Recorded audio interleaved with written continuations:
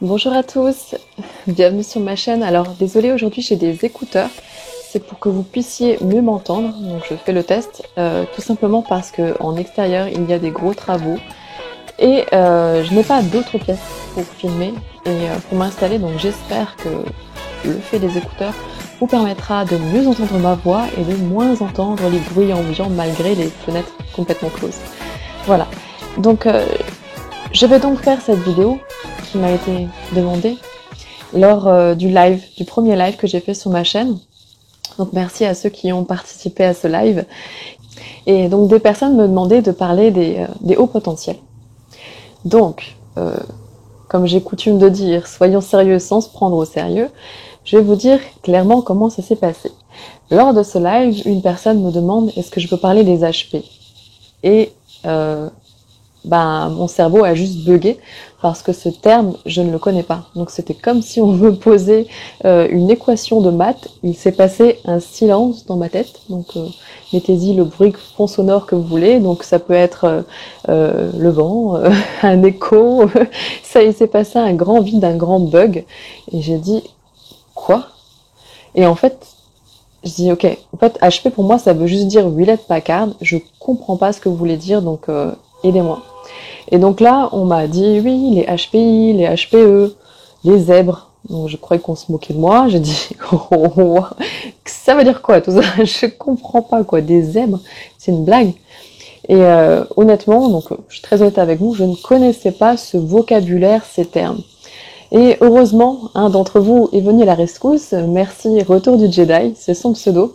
Je l'ai bien retenu parce que j'adore ce pseudo, il est très drôle. Et donc pour me dire les surdoués. Et là je dis ah ok je comprends. Et donc après on m'a dit haut potentiel, intellectuel, émotionnel, etc. J'ai ah ok donc il existe ce genre de termes, ce genre de vocabulaire. Apparemment les personnes en parlent. Ok.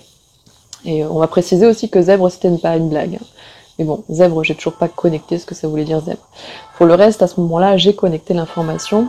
Ensuite les personnes ont rajouté indigo etc. Donc j'ai dit ok, c'est un terrain sur lequel je voulais pas aller, qui était indigo, enfant cristal, enfant arc-en-ciel, enfant licorne, enfant tout ce que vous voulez. Diamant, enfin, ouais, faites le tour de la lithothérapie. Hein.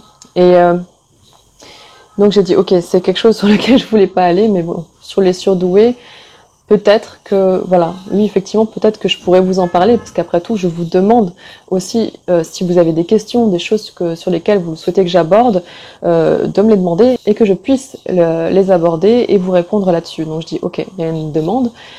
Donc, bon, j'ai continué le live, peu importe.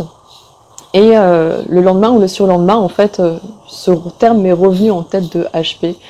Et je dis, ok, reste pas bloqué sur le terme, le vocabulaire, parce que c'est juste pas le mien en fait. Voilà. C'est comme j'expliquais aussi pendant le live quand on parlait de voyage astral. Pendant longtemps en fait, je savais pas que c'était ce que je faisais. En fait, j'avais juste pas ce vocabulaire et je connectais pas en fait avec leurs trucs, ce qu'ils racontaient, tout ça. Je dis hein. Et c'est en m'y intéressant après, je dis ah mais c'est ça, ok. Donc voilà, ça m'a fait un petit peu ça. Et donc du coup, j'ai laissé fuser les informations. J'ai bien entendu pas regarder ce qui se disait, parce que si on me demande à moi, c'est pas pour ce que j'aille répéter ce que les autres disent.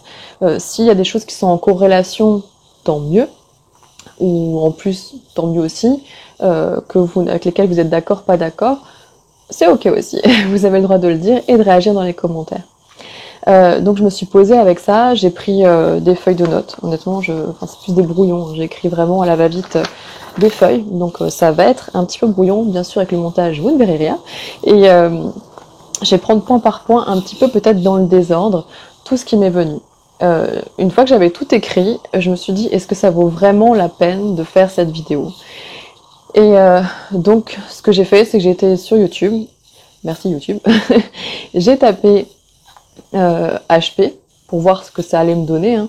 Et là, j'ai vu que, oui, c'était vraiment un sujet qui était abordé très sérieusement par des études, etc. J'ai pas ouvert les vidéos, mais j'ai vu la multitude et je me dis, ah ok, donc il y a une réelle demande par rapport à ça. Donc peut-être que je me planterai, que je serai complètement à côté de la plaque, mais en tout cas, je vais vous décrire, selon moi, ce que je ressens, ce que je perçois en fait ce qu'on appelle les hauts potentiels. Hein. Donc moi je suis toujours pas à l'aise avec le terme HPI ou HPE. D'ailleurs, quand on m'a dit c'est intellectuel ou émotionnel, mon réflexe a été de dire de toute façon, tout le monde a ses potentiels, c'est pas dissocié. L'intellectuel de l'émotionnel, ça va être plus révélé ou introverti en fait. Voilà, révélé ou non révélé. Et j'en suis toujours à ça. Je suis vraiment toujours à ce ressenti, j'en suis juste persuadée. Donc parce que je comprends et ce que je vais vous détailler point par point, donc des caractéristiques ou des choses qui vont être relevées comme dissonance, je vais aussi me permettre par moment de donner mon avis personnel, de donner mon avis de coach sur comment est-ce qu'il y a à travailler, le regard aussi extérieur et aussi peut-être un peu de jugement dans cette vidéo. C'est vrai que je vais peut-être apporter un peu de jugement et un petit peu de point de vue personnel. Donc je préfère le préciser quand même avant de commencer. Pour aller sur le terme en fait des surdoués, comment on détecte un enfant qui est surdoué?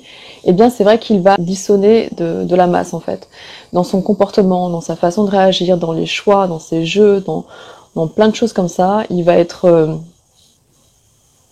avoir une capacité de compréhension et de réalisation, d'analyse qui sera quasi innée pour des choses et de blocage quasi sur d'autres choses.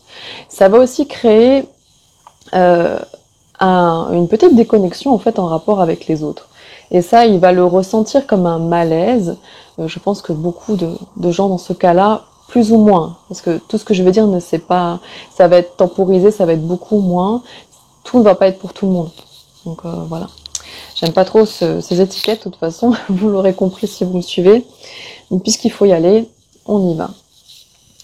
Donc, en fait, pour calculer le coefficient intellectuel, le QI, il existe des tests de QI. Maintenant, pour ce qui est le côté surdoué, je ne suis pas sûre à 100% qu'un QI élevé révèle quelqu'un de ce que les gens vont qualifier de haut potentiel, d'indigo, voilà, tout ça. Je suis pas sûre. Parce qu'il y a des domaines qui vont être très poussés à l'analyse, à tout ça, et d'autres, pas du tout. Ça va créer des bugs. Voilà, donc le QI sera pas forcément élevé, bien sûr il ne sera pas moindre, il sera un peu au-dessus de la moyenne, voire très au-dessus, ou limite, dans les limites, mais après, je pense que je suis pas sûre en fait que ces tests soient fiables, ce serait pas le mot. Je pense qu'il y a des variantes, voilà, et que ça va vraiment être au jugement propre de chacun envers lui-même aussi. Ces tests, je sais que ça existe pour calculer le QI, mais c'est un test particulier.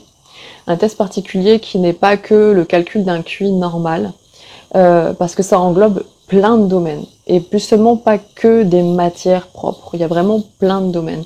Ça va être aussi, si je me souviens bien, il va y avoir des rapidités de construction, de casse-tête, des choses comme ça, d'analyse de situation, de visualisation, de réaction pour mettre quelque chose qui manque à un tel ou tel endroit.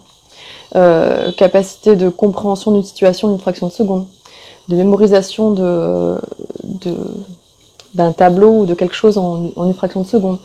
Voilà, de ce que je m'en souviens à peu près. Il y a des choses comme ça, voilà, qui vont dissonner de tests, de QI, on va dire plus basique, plus général. Pourquoi je vous dis comme je m'en souviens? Parce que c'est un test que j'ai passé quand j'avais pas 9 ans, 10 ans. 9 ou 10 ans. Donc aujourd'hui, j'en ai 33, donc ça date. Et bien sûr, je ne vous dirai pas ce que je suis ou quoi, parce que j'aime pas cette notion d'étiquette. J'aime pas me... En même temps, je pense que tout le monde peut se reconnaître un petit peu là-dedans. Et d'autres personnes, pas du tout. Je sais pas. En tout cas, on va pas... J'ai envie de rester complètement extérieure à ça. Mais voilà, c'est pour vous donner un petit peu les indications sur ce qu'est ce test. Je sais que on peut le faire pour des enfants et on peut le faire aussi pour des adultes. Forcément, c'est des exercices différents, c'est adapté, etc. Et ça se passe, alors pas sur Internet, hein, pas sur Internet en répondant le plus rapidement, etc. à des questions. Mais ça se passe avec plus des personnes du côté thérapeute, psychologue, psychiatre, psychanalyste, je sais pas trop, mais voilà, ça se passe plus avec des personnes comme ça, des thérapeutes dans ce domaine. Bon, je suis parée de mes notes et d'un stylo, parce qu'il va falloir que je raye au fur et à mesure de ce que je vais vous dire, suivant comment mes yeux vont se poser et ce qui va en découler. Alors je suis navrée à l'avance parce que je sais pertinemment qu'en commençant cette vidéo, elle risque d'être très longue. Donc merci pour votre patience. J'aurai pas le souhait de la couper. Bien sûr, si vous avez des questions par rapport à cette vidéo, je vous inviterai à les poser dans les commentaires, à voir si, comme d'habitude, si elle me semble non personnelle et posée, qu'elle puisse aider au plus large, j'y répondrai en format vidéo. Sinon, je répondrai à chaque personne en temps et en heure, etc. J'avais un petit souci de carte mémoire, donc plutôt que d'être arrêtée dans mon entrain, j'ai préféré couper pour décharger la vidéo, et du coup j'en ai profité pour écouter le son, la qualité du son, et c'était vraiment très très désagréable au début, donc j'en suis désolée. Pour les personnes qui ont été irritées par ce bruit de frottement du micro, qui est vraiment très désagréable, donc je préfère du coup parler sans. Voilà. Donc je vais commencer tout de suite, et je vais prendre les points vraiment pêle-mêle. Après cette longue introduction, donc sur ce qui caractérise donc les surdoués, c'est que les personnes extérieures vont souvent penser en fait que qui dit surdoué en tout. Et c'est faux. Une personne qui va être surdouée va être intéressée, mais vraiment intensivement, dans un ou plusieurs domaines. Ça ne sera pas tout. Et c'est là qu'il va y avoir même des refus ou des blocages à apprendre certaines matières. Ça va beaucoup se ressentir à l'école. Il va y avoir carrément des rejets de certaines manières, alors que pour d'autres, ça va être très poussé. Donc de ce fait, on pourrait penser que un enfant, par exemple, qui fait sa scolarité, excellera dans les notes, dans sa moyenne. Et c'est faux. Vous avez des surdoués qui auront des moyennes très basses parce qu'ils s'ennuieront littéralement en cours, parce qu'il y a des matières qui ne vont pas les intéresser, et parce qu'il y aura des matières où on va aborder des sujets où ils vont sentir clairement que non, c'est pas la vérité, parce qu'ils vont aussi avoir cette capacité à ressentir le mensonge, les choses cachées, les choses non approfondies. Donc s'ils ont un professeur en face d'eux qui n'est pas calé sur ce qu'il dit, ben ils vont le ressentir aussi. Il y aura forcément un désintérêt qui se créera. Et voilà, et c'est cette capacité aussi de rester assis, concentré sur une chose qui en plus dissonne avec eux, les ennuis, littéralement, ça va être très très difficile. Donc non, ça ne va pas de pair d'avoir un QI élevé, d'être surdoué en tout cas, et un résultat scolaire éminent. Là où je pense qu'il y a encore une incompréhension au niveau du personnel de la scolarité ou des gens à l'extérieur, c'est de comprendre que, mais pourtant, tu as le potentiel, tu as la capacité. Et bien oui, il y aurait la capacité. Si elle est amenée avec... parce qu'une personne comme cela va avoir besoin d'être stimulée, d'avoir vraiment de faire appel à cette envie d'aller rechercher l'information, de nourrir cette soif en fait d'apprentissage. Et si elle n'est pas stimulée, si elle n'est pas nourrie, il y aura un désintérêt complet et ça ne rentrera juste pas. Il y aura un réel blocage, la mémoire se fera très sélective et il ne faudra pas y compter. Donc les autres personnes pourront peut-être le percevoir en disant mais tu as la capacité pour, et tu ne travailles pas en conséquence, et bien quelqu'un de surdoué ne travaille pas en conséquence en fait. Il aura de la facilité à apprendre les choses, à retenir certaines choses, d'autres pas du tout, et l'effort au travail sera moindre. Voilà, tout simplement. Et moins ressenti. Ce sera plus comme quelque chose d'inné en fait. Ces personnes, c'est pour ça qu'on englobe aussi le terme indigo, tout cela. Ces personnes ressentent aussi des sens, quelque chose de profond au niveau de l'injustice, au niveau de l'incompréhension, mais l'injustice au sens global.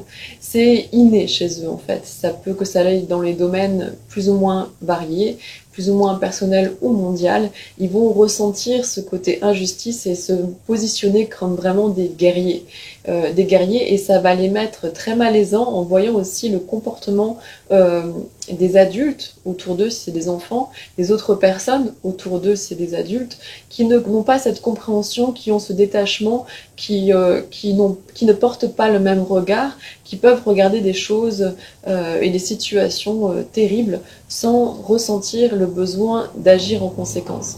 Donc ça, c'est quelque chose qui par la suite se tolère, et ça va aussi avec l'hypersensibilité qui les caractérise, parce que ça va vraiment être vécu comme un drame, comme quelque chose de juste intolérable, insupportable. Ça fait partie de l'hypersensibilité, l'hyper-empathie. Et ça va être vraiment quelque chose, un travail sur soi, de recul, pas de lâcher prise non plus, mais de ne plus jouer l'éponge, mais de voir à son échelle qu'est-ce qu'on peut faire, et surtout de compréhension des autres, de pourquoi ils n'agissent pas, pourquoi ils pensent qu'ils ne peuvent pas agir en ce sens. Là-dessus, ça va vraiment demander du travail, du temps, et c'est pas impossible. Dans l'hypersensibilité, les réactions émotionnelles sont instantanées et immédiates, et c'est ce qui peut déranger les personnes en face, qui ne vont pas comprendre, parce que l'émotion sera instantanément ressentie, avec tout ce que ça va générer aussi dans le cerveau, toutes les potentialités que ça va générer dans le cerveau, toutes les idées que ça va générer dans le cerveau après, et ça va se passer en une fraction de seconde. Et l'émotion et la réaction va être à hauteur de. Donc ça va être quasi immédiate, une réaction instantanée, et ça peut paraître complètement explosif, même par moments.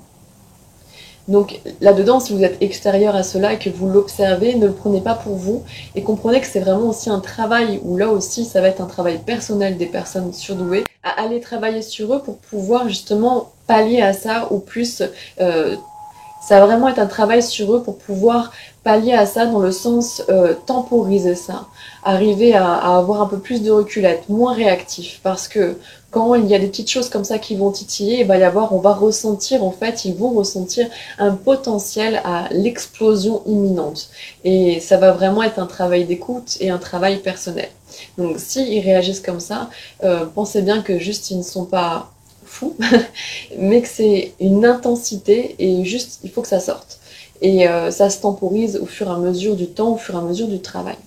Pour les valeurs d'éthique que je parlais plus tôt, les valeurs d'injustice, les valeurs du monde, etc., l'éthique, le sens des choses, on va dire de manière plus générale, ça va être vraiment quelque chose d'ancré, d'inné en eux. Qu'ils aient vu ou non, qu'ils aient expérimenté ou non, c'est comme s'ils arrivaient avec cela en fait. Et que c'est juste incompréhensible pour eux, intolérable pour eux, et une source de souffrance extrême. Donc ça aussi, c'est des choses que l'on voit et que l'on qualifie dans les enfants de indigo, cristal, etc. Mais en fait, ça fait partie de beaucoup de personnes maintenant, du quotidien de beaucoup de personnes. Et c'est pas un mal. C'est pas un mal si c'est replacé, encore une fois, de manière juste, avec un travail sur soi, pour pouvoir justement temporiser et être plus en compréhension du monde, et prendre les choses moins personnellement en fait, et être moins dans l'action-réaction. Donc je vous ai parlé dans tout cela, un peu généralement aussi, j'essaye d'aller un peu vite, de l'hyper-empathie qui va avec, hein, donc le fait qu'ils soient des éponges, les éponges des autres, qu'ils ressentent aussi les émotions, et qu'ils les ressentent intensivement en fait. Ils goûtent réellement le mal-être des autres, le mal-être du monde. Ils le goûtent réellement, ils ne le font pas exprès. C'est vraiment quelque chose où il va falloir pouvoir commencer à mettre un peu une barrière, changer l'empathie en sympathie, pour pouvoir commencer à voir comment on peut être efficace et aider dans ce sens, pour déjà se protéger, ne plus souffrir, et ensuite aller dans les danses et dans l'ouverture du regard aux autres sur cela. Ça va être aussi des personnes qui vont à l'école avoir ce côté rebelle. Donc comme je vous le disais, ils vont pas tenir en place, ils vont s'ennuyer.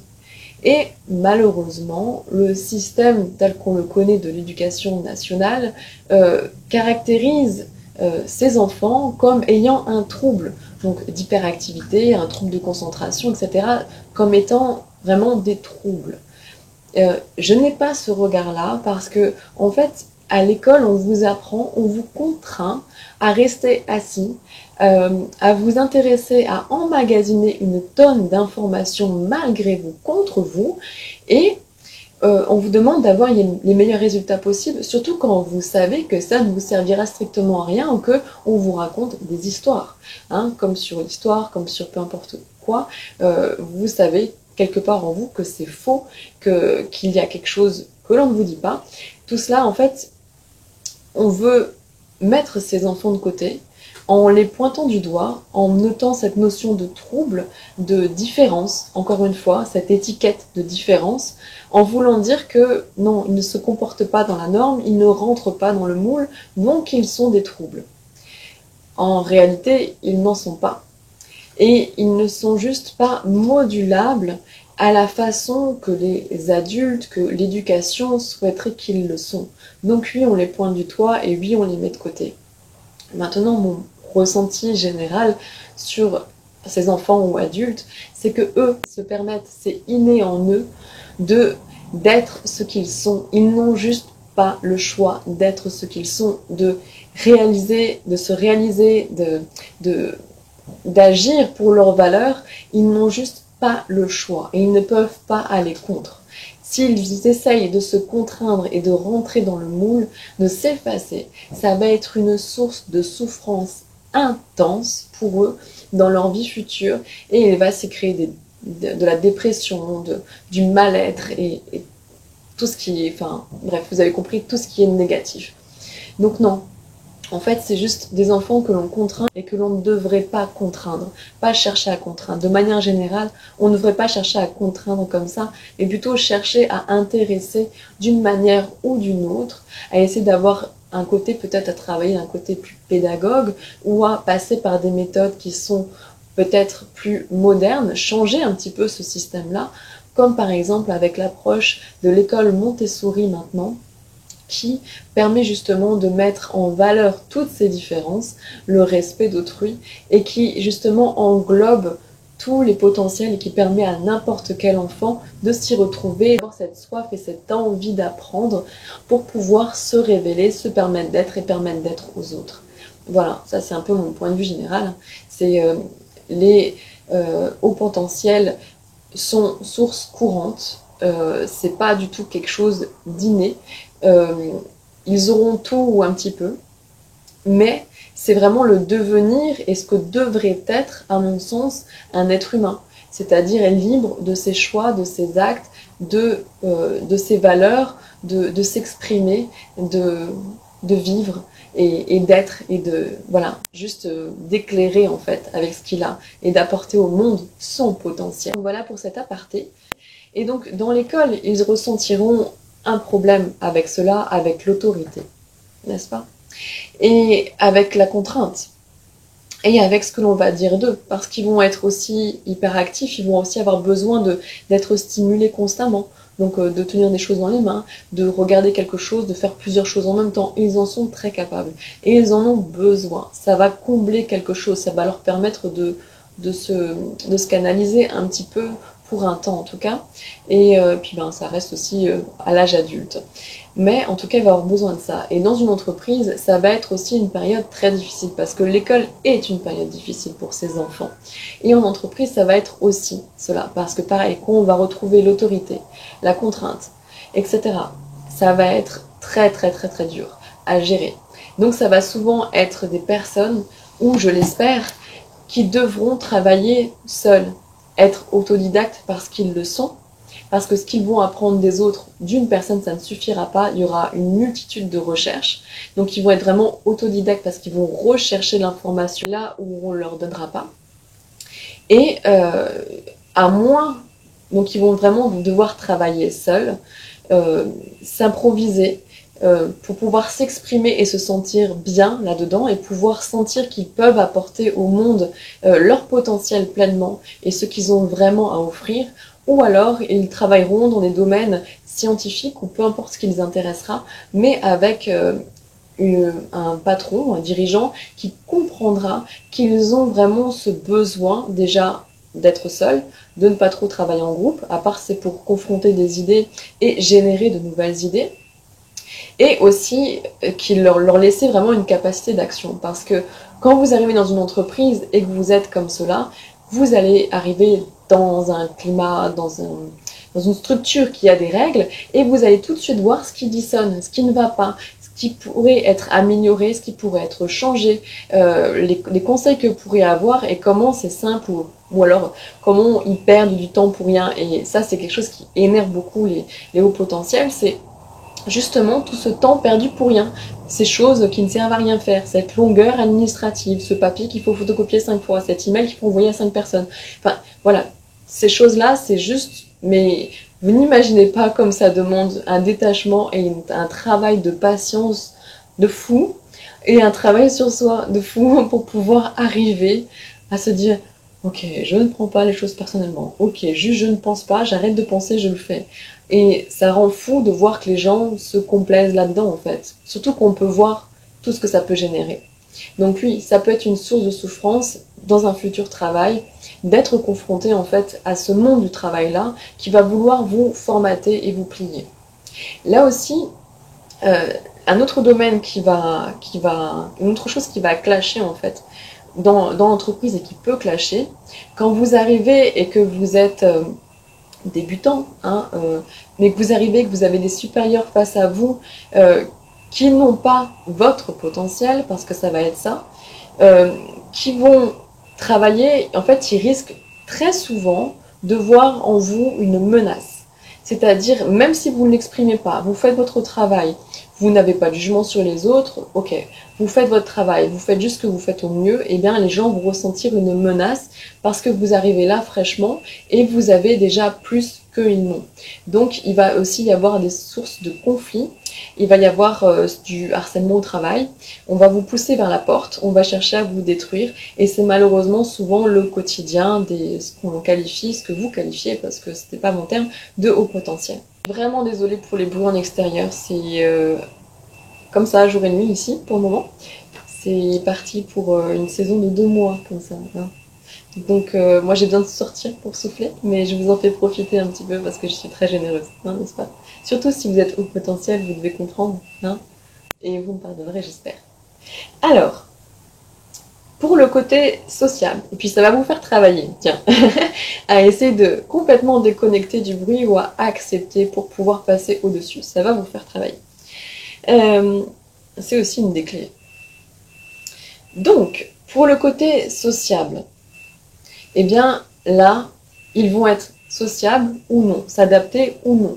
Il y a les deux possibilités. Et souvent, une partie, ceux qui ne le sont pas, va avoir tendance à s'isoler. Non pas parce qu'ils détestent les autres, mais juste parce qu'ils ne savent pas comment rentrer en interaction avec.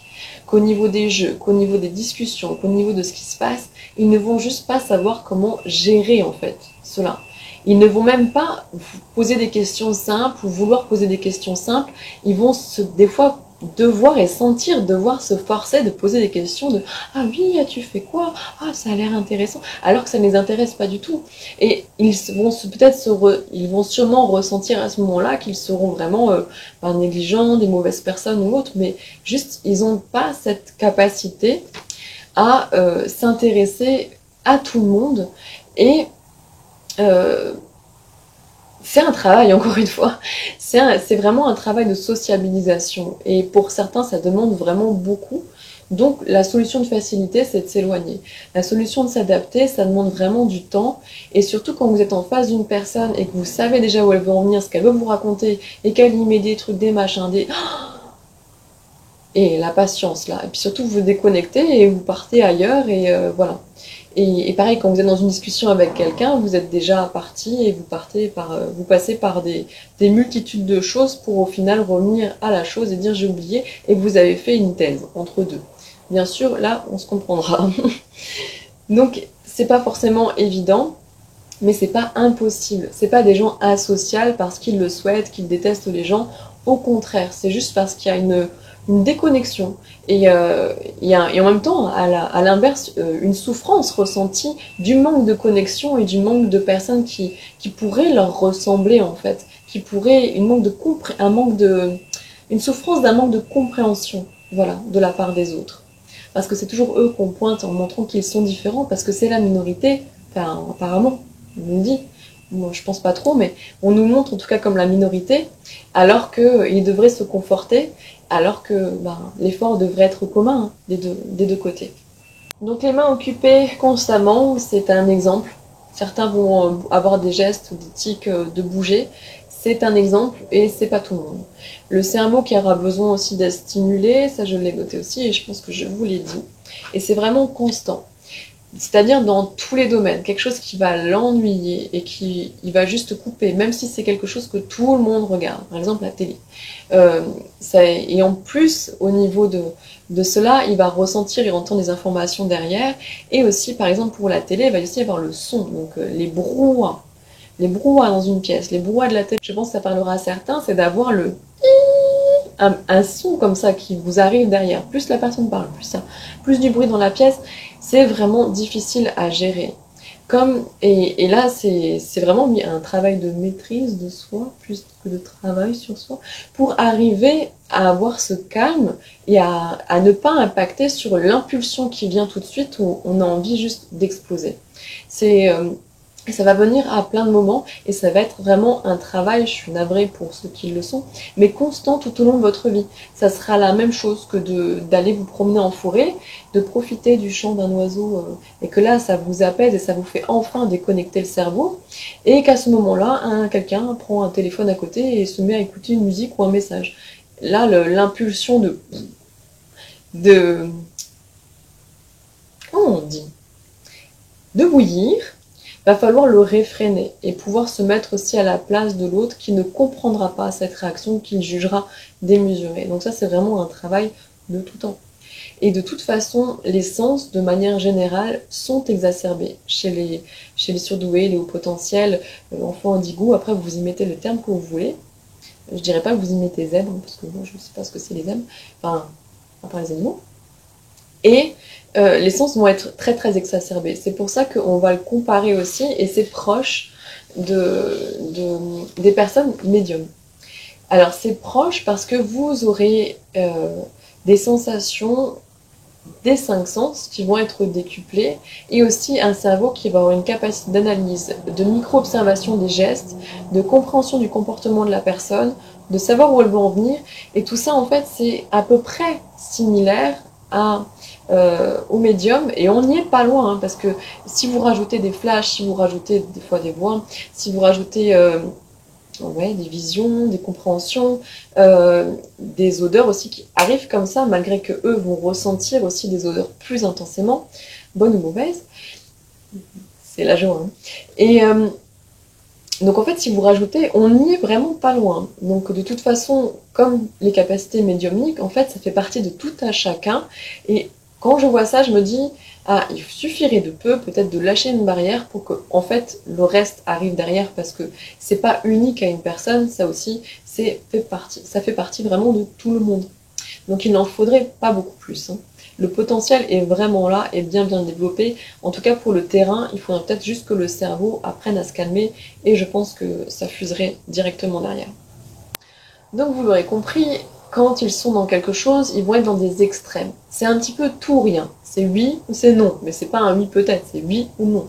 Et ça va être dans les extrêmes. Quand ils sont passionnés ou pris dans quelque chose, ils y vont à fond. Ça peut paraître abusif de l'autre côté parce que ça va être intensément. Ils passeront du temps qu'à ça. Et la discipline, la routine sur le long terme, ça va être vraiment quelque chose qui va être dur. Parce que qui dit routine, dit au final manque de stimulation au fur et à mesure du temps. Donc ça va être difficile, en tout cas pour ce qui va être du développement intellectuel, de l'envie, la soif d'enrichissement. Donc ça va être tout ou rien. Quand ce sera non, ce sera vraiment non. Et même si vous parlez de sujets, vous leur parlez de choses, etc., ça a l'air très intéressant, ils vont, s'ils captent pas le truc, s'ils sont pas dans ce truc-là, ça va juste être un refus de rentrer. Ok, et en fait vous pourrez répéter les mêmes choses derrière, ça ne sera pas passé. Donc ce sera dans les extrêmes, et aussi ils vont passer intensément sur quelque chose. Donc il y a des personnes comme ça qui vont se concentrer uniquement sur une matière et être en soif et en recherche et en analyse et en développement même de cette spécialité matière toute leur vie, et d'autres qui vont être multipotentiels, hein, qui vont être à fond dans un truc, à fond dans un autre truc, ou alors tout en même temps. et qui vont passer de l'un à l'autre juste pour les divertir et changer un petit peu. Et voilà, donc c'est pour ça que ça va être tout ou rien. Et il y a des moments, et aussi, il y a des moments où ils vont être à fond dans quelque chose, mais vraiment sur des périodes et des horaires et des accumulations de intensives, voilà, je sais pas comment le décrire, intensives sur quelque chose, et après, plus rien, a besoin de calme, d'un moment off sur un temps et repartir pour retrouver l'élan, parce qu'ils vont toujours réagir et interagir avec l'élan d'un enfant. Vous voyez? C'est comme s'ils vont avoir cette envie, cette soif, cette excitation de vouloir découvrir quelque chose, et là c'est génial, et là ça pose une autre question, et une découverte là, puis ça, puis ça, puis ça, puis ça. Donc ils vont avoir besoin de cela. Ça va pas, ils vont pas impacter ou impulser sur un ouais, tiens, c'est intéressant. Non, va falloir que ça va être intense en fait. Donc voilà, c'est un petit peu aussi délicat pour les personnes qui vivent avec, parce que ce côté discipline, routine, à la militaire, un petit peu tous les jours ou autre, ils peuvent essayer de s'y contraindre, mais c'est vraiment leur demander d'être contre nature. C'est pas possible. C'est pas possible. On peut essayer, si on s'est en accord avec nous et qu'on arrive à mettre une discipline au point qui, ouais, qui va être en accord vraiment avec eux, mais on pourra pas nous y contraindre. C'est-à-dire si on nous dit à telle heure tous les jours tu fais ça va être juste pas possible. Voilà, donc je pense que vous l'aurez compris, et c'est vrai que les personnes qui sont en couple, le couple et les relations avec les autres, on se pose des questions, est-ce que c'est vraiment possible, est-ce que c'est vraiment dur? Oui, c'est possible, mais ça demande vraiment une compréhension mutuelle et une acceptation aussi du comportement de chacun en fait, d'une adaptation, et aussi d'une prise de conscience de l'autre personne qui va aussi savoir que ce n'est pas contre elle, que ce n'est pas dirigé contre elle et que c'est juste le fonctionnement de la personne et qu'il n'y aura rien de méchant dans tout cela. Ça, c'est une certitude.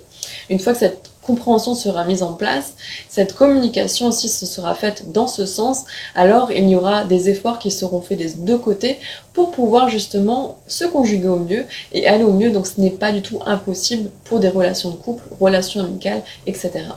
Alors, j'avais noté aussi ce que j'appelle, je ne pense pas que ça se dit comme ça, une capacité de compréhension insolite. Pourquoi je l'appelle comme ça? Parce que ça paraît insolite et ça paraît bizarre. Parce que certaines personnes vont le placer du domaine du don, mais ça va être une capacité de comprendre. Alors, peu importe le domaine, parce que c'est pas pour tout le monde pareil. Il peut y en avoir un, il peut y en avoir plusieurs. Une capacité de comprendre comment une maison se construit alors que vous n'avez jamais fait, qu'on vous a jamais expliqué avec quels matériaux, etc., comment le faire dans la construction, et en comprenant tous les schémas, etc., dans votre tête. En fait, juste en regardant l'objet. Et c'est ce que j'appelle une capacité de compréhension insolite. Et ça peut être sur plusieurs domaines. C'est aussi pour ça encore aussi à l'école que on vous explique une petite partie, vous comprenez un schéma du tout. Si vous n'avez pas été en plus en recherche de toutes les autres informations, etc., et autres, et vous vous retrouvez en face d'un prof que vous savez en fait qu'il maîtrise pas son sujet, et que vous vous retrouvez avec cette envie de faire le cours à sa place si vous ne le faites pas. Je vous le déconseille, mais voilà, c'est aussi dû à cette capacité insolite, j'irai pas y mettre le mot trouble, mais capacité insolite, et qui va être servi en potentiel ou non. Vous pouvez vous en servir pour un côté créatif, l'exprimer ou non. Parce que si c'est un domaine et que ça vous pousse vraiment envie, s'il y en a beaucoup, vous ferez vos choix. Donc ça peut être mis en action ou non. Mais en tout cas, c'est quelque chose que l'on va retrouver beaucoup, je trouve. Oui. Donc pour les sens, je vous ai parlé du problème du son, du brouhaha, etc., etc. Je vous ai parlé de l'odeur. Le goût va être aussi présent, donc on parle des 5 sens, c'est vraiment tout. La vision aussi chez certains, et aussi le toucher. Et oui, on n'y pense pas souvent, mais le toucher va être ultra ressenti. Ça veut dire que aussi bien au toucher qu'ils vont ressentir, aussi bien au toucher qu'ils vont donner, en fait, des choses qu'ils vont toucher. Ils vont ressentir vraiment plus intensément les textures, les sensations.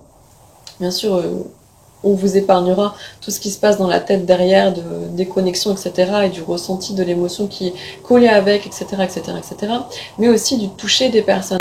Ça veut dire qu'ils vont souvent avoir aussi une peau ultra sensible au toucher. Donc des sensations de chatouille, d'une hypersensibilité au toucher. Une sensation de ça pique, ça brûle, voilà, c'est pas être désagréable ou c'est pas être intolérant ou c'est pas être non, pensez bien qu'en fait si ça pique, ça brûle ou autre, c'est réel, c'est intense, c'est ressenti intensément et de temps en temps ils vont se permettre de le dire et si vous leur faites la réflexion de ouais tu devrais pas, tu devrais être plus compréhensible, en fait pour eux ils prennent déjà tellement sur eux à ce niveau-là que bah ils le disent pas à mal, mais juste là ils en peuvent plus et c'est pas par exemple une barbe qui pique, hein, euh, de ressentir ça. De temps en temps, ils vont être tolérants et à des moments donnés, ça va être juste difficile d'avoir ce contact-là. Et ce ne sera pas pour vexer la personne, pour être méchant, mais ils vont avoir besoin de l'exprimer parce qu'ils vont dire je veux bien, je comprends bien que tu veux me faire un câlin, mais là ça me fait mal. Donc ils vont juste l'exprimer. Donc ça va être pareil dans tous les sens, dans tous les domaines. Et pareil pour il y en a qui sont aussi très sensibles par rapport à la lumière. Euh, par rapport à des sens de vision aiguë, par rapport à des couleurs aussi, par rapport à des choses qui, oui, enfin, vous m'aurez compris, ça peut être tout ou quelques sens, ou un, ou tout. Mais en général, c'est quand même quelque chose que vous retrouvez en fait chez eux. Donc pour ajouter sur la mémoire, effectivement, il y a une grande capacité de mémoire, mais comme tout cerveau qui s'entraîne en fait. Donc c'est juste un muscle. Donc tout cerveau qui s'entraîne va avoir une capacité d'absorption et de retenir les informations. Maintenant, même s'ils ont une grosse capacité d'absorption, ça ne devra pas dire qu'ils apprennent par cœur quelque chose, qu'ils seront capables de vous le réciter 2 ans après, 1 an après ou une semaine après. Et en fait, ils ont ce fonctionnement de la mémoire sélective. Ça veut dire, je m'en sers quand c'est ok, et quand ce n'est pas ok, en fait, je fais le tri parce que j'ai tellement d'autres informations que c'est la mémoire sélective qui se met en place à ce moment-là. Et c'est aussi, des fois, associé aussi à des troubles de la diction, donc de prononciation. La dyslexie orale ou à l'écrit est souvent aussi réelle, et ça se ressent vraiment encore plus chez eux quand ils vont être fatigués. Voilà, ça va être ultime. Il va y avoir 2 mots qui se mélangent en un. Il y a des mots qui vont être inventés comme ça, et qui vont être rigolos, donc ça c'est une forme mignonne, mais il y a aussi les capacités parfois à relire ce qu'on écrit, à ne pas voir la faute. Donc tout ça, pareil, c'est encore un travail. Il y a encore des travails, il faut vraiment falloir travailler dur pour pouvoir que l'information rentre. Si on veut qu'elle rentre, donc essayer de trouver un schéma dans la tête pour trouver ça sympa, des côtés mémotechniques pour trouver que ça rentre et que ça soit pas trop difficile, que ça soit pas trop contraint, etc. Désolée pour les pompiers qui n'arrêtent pas de passer aujourd'hui, décidément. Donc voilà, pour la dyslexie, pour toutes ces choses-là, c'est aussi quelque chose que l'on retrouve. Voilà, on va dire que les pauvres, ils ont tout, mais c'est aussi quelque chose qu'on retrouve. C'est pour ça que je vous dis, c'est de mettre des étiquettes et des cases. En fait, je pense qu'en écoutant cette vidéo, je ne sais pas si c'est la même chose que d'autres personnes disent, mais je pense que ça va parler à beaucoup, vous voyez. Ça parle à beaucoup de personnes aujourd'hui. Et pourquoi? Parce que beaucoup de personnes aujourd'hui ressentent cela, ressentent un point ou plusieurs points, et ont aussi ce besoin et ce ressenti, cette sensation intérieure qu'ils ont envie et que c'est vital d'être vraiment ce qu'ils sont. Voilà, et de ne pas être contraints à jouer ce qu'on leur demande de jouer en fait. Donc voilà. Alors il y a aussi le problème du sommeil. Ça, oui et non aussi, hein, toujours pareil. Il y a des personnes qui vont avoir du mal à faire taire leur cerveau et qui n'auront jamais de moment de pause.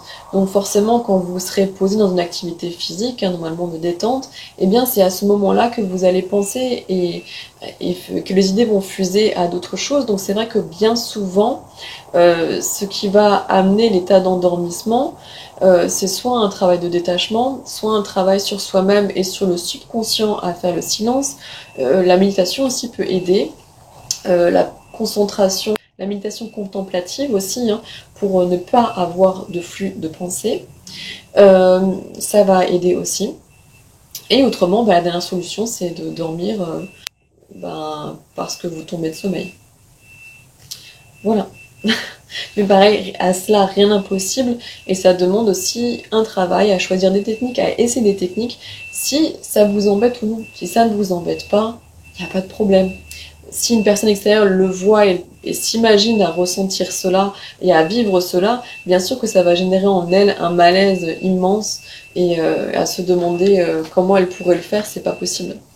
Mais bon, à vous seul de juger et de voir comment vous voulez le faire. Mais c'est aussi quelque chose que l'on va retrouver parfois pour ces personnes. Donc vous l'aurez compris, il part dans tous les sens ou dans une seule chose.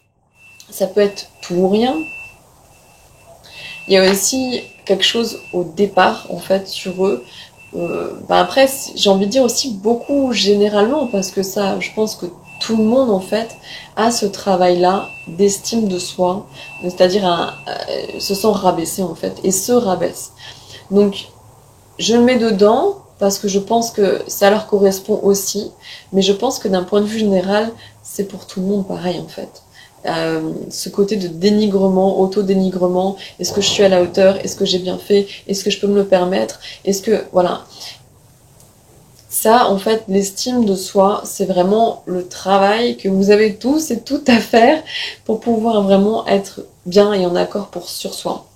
Donc je pense que c'est quelque chose qui pourrait revenir et qui pourrait être dit.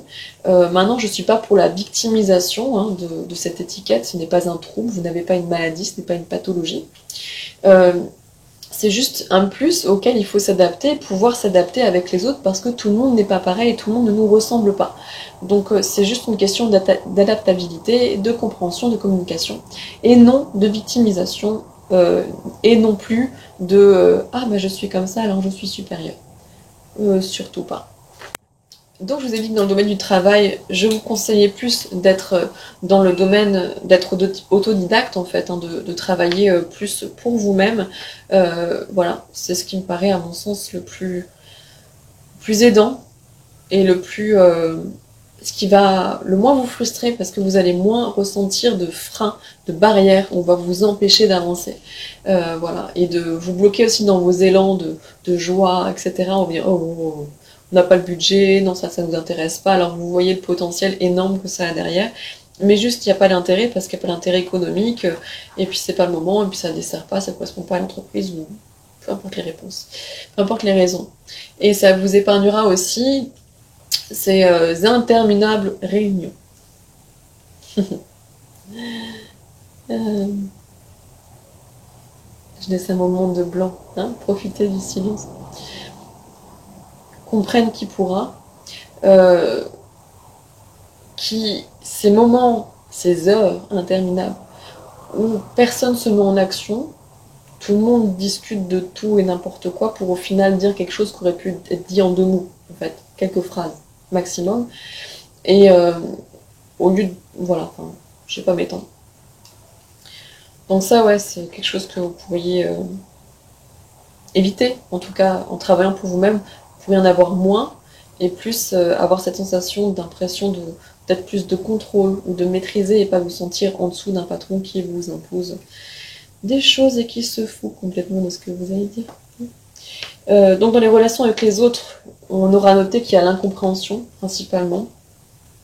Et que les autres vont souvent aussi, quand ils le savent et quand ils vont le comprendre, se dire en gros, ouais ben, il y a cette vision d'être mis au fond de la classe, d'être pas sociable, ou pour ceux qui s'adaptent, d'être trop sociable et d'essayer de jouer sur tous les tableaux.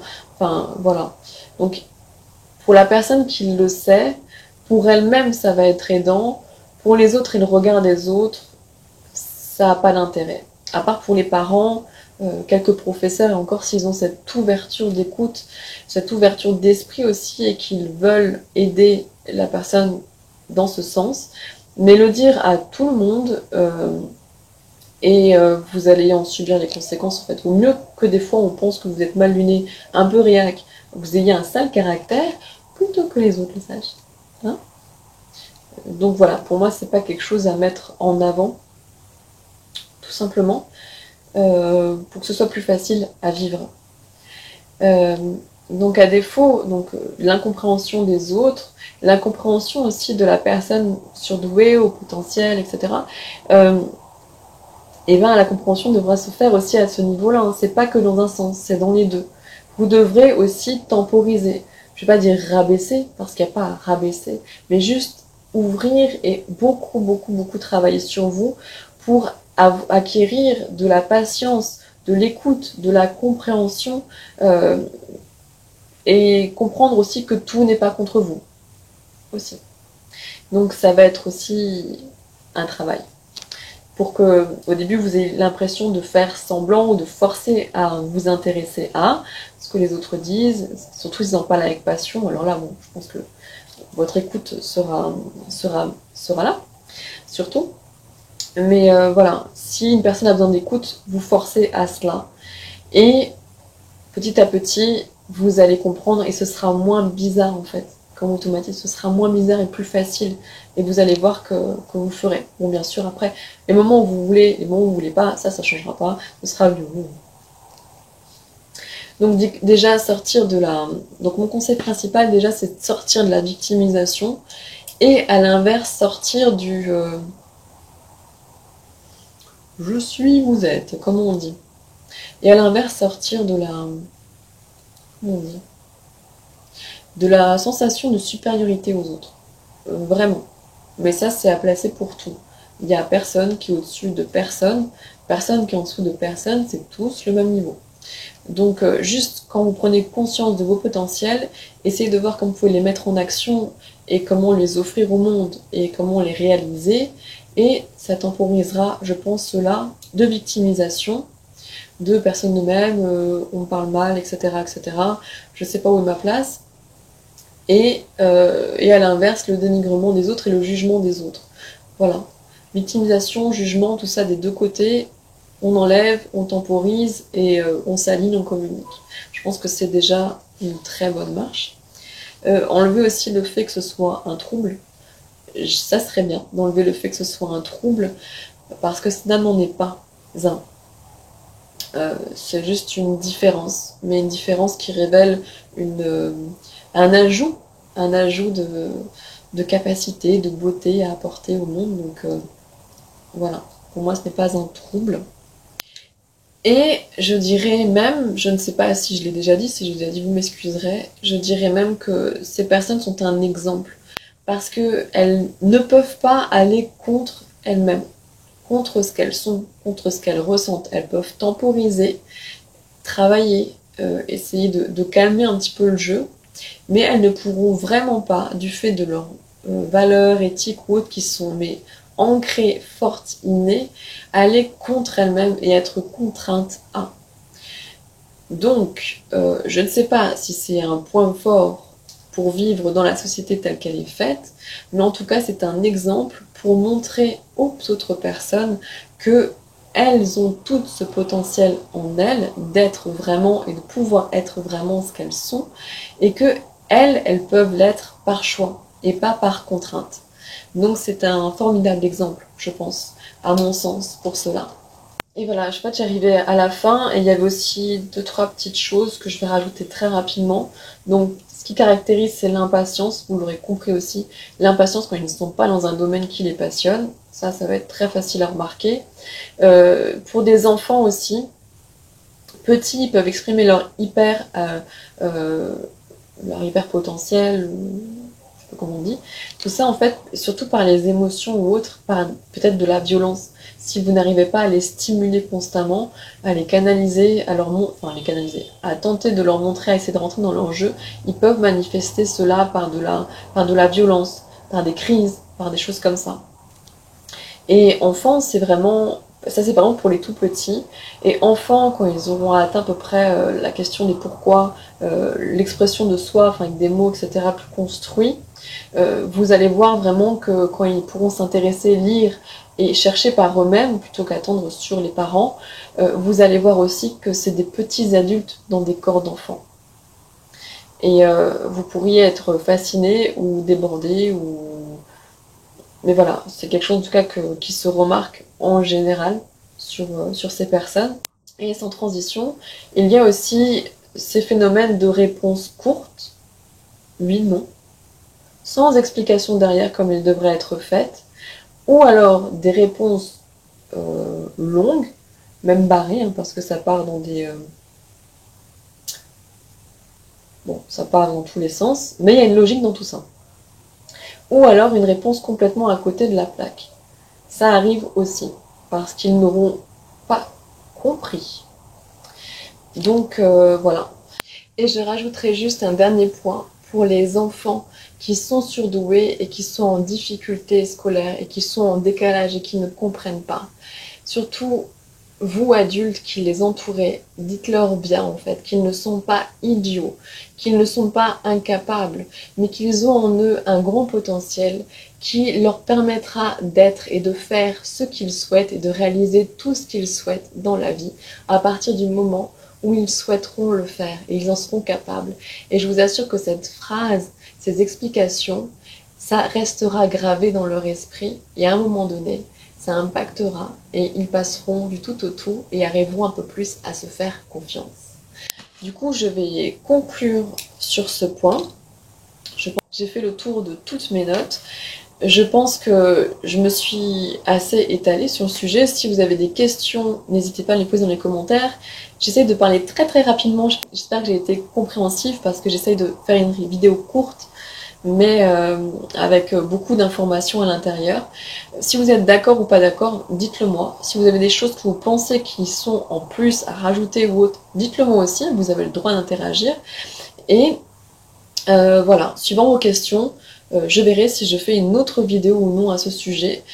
Pour ceux qui me l'ont demandé, j'espère que ça vous convient. Pour vous qui me l'avez demandé, n'hésitez pas à réagir également.